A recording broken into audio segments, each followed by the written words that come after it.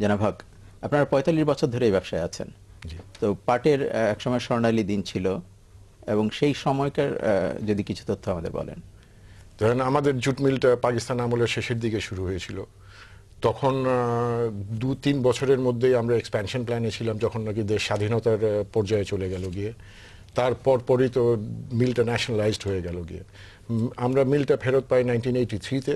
1983-তে পাওয়ার পরের থেকে আমাদের এক্সপ্যানশন চলে যাচ্ছে, এবং ওই সেন্সে আমরা দুর্দিনটা দেখি নাই।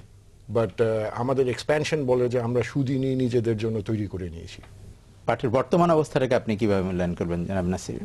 আমি বলবো যে পাটটাকে যদি আমরা জনপ্রিয় করাতে পারি, অর্থাৎ পাট থেকে যে বহুবিধ প্রোডাক্ট তৈরি করা যায়, যেমন প্যাকেজিং ম্যাটেরিয়াল হিসাবে যদি আমরা শপিং ব্যাগ, ওয়ার্ল্ড ওয়াইড যে ধরেন আপনার যে প্লাস্টিক শপিং ব্যাগগুলো ব্যবহার হচ্ছে, এই প্লাস্টিক শপিং ব্যাগগুলো যদি আমরা রিপ্লেস করতে পারতাম আমরা জুট ব্যাগ দিয়ে যদি আমরা রিপ্লেস করতে পারতাম, তাহলে আমি বলবো যে ডেফিনেটলি, কারণ world wide packaging shopping bag হিসাবে প্রচুর শপিং ব্যাগ প্রতিদিন ব্যবহার হচ্ছে।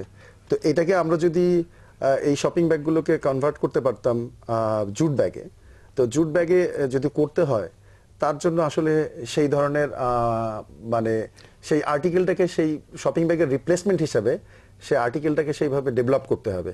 জনাব হক, আপনি যদি অ্যাড করেন। কৃষকের জন্য এটা নিশ্চয়ই সুদিন এসছে, কারণ পাটের দাম দ্বিগুণেরও ঊর্ধ্বে চলে গেছে গিয়ে। বাট বাস্তবে যে কোনো জিনিসের দাম যদি দ্বিগুণ হয়ে যায়, সেই মার্কেটে অল্টারনেটিভ প্রোডাক্ট খোঁজা শুরু করে দিয়ে দেয়। আমার ধারণা এবং আমার ভয়, ঠিক এই মুহূর্তে অমন একটা চিন্তা চলছে মার্কেটে যে জুটের বিপরীতে কিছু আছে নাকি। তাই সুদিনটা দুর্দিন হতে আবার বেশি দিন লাগবে না। জিনিসটা, যে কোনো জিনিস বাড়াটা সামঞ্জস্যভাবে বাড়াটাই হলো শ্রেয়। বাট এই অবিশ্বাস্যভাবে 100%-এর উপরে বাড়া 2 বছরের মধ্যে, এটা আমাদের কাম্য না। ভ্যালু অ্যাডেড প্রোডাক্ট তৈরির ক্ষেত্রে আমরা কতটা মনোযোগ দিচ্ছি?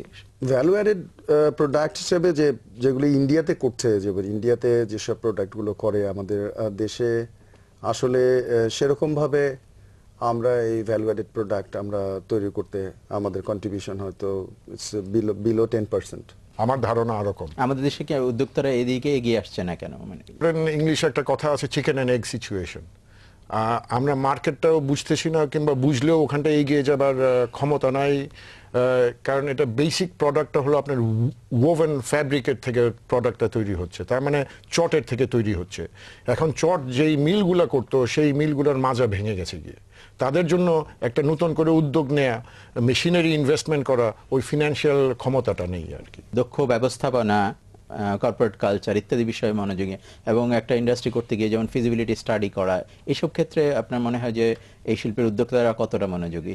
আমাদের অন্যান্য কিছু ইন্ডাস্ট্রি আছে, বা আমি অন্যান্য ইন্ডাস্ট্রিতে, যেমন সিমেন্ট বা ধরেন ফুড অ্যান্ড বেভারেজ ইন্ডাস্ট্রি, এইসব ইন্ডাস্ট্রি করার ক্ষেত্রে যে ফিজিবিলিটি করা হয়, বা আমি মনে করি না যে আমি আমার নিজের ব্যক্তিগত অভিজ্ঞতা থেকে আমার মনে হচ্ছে যে এখানে ফিজিবিলিটি স্টাডি না করে, বরঞ্চ এখানে একজনকে ফলো করে যে এই কাজটাই এখানে বেশি হচ্ছে। আমার মনে হয় মাহমুদ ভাইও আমার সাথে একমত হবেন।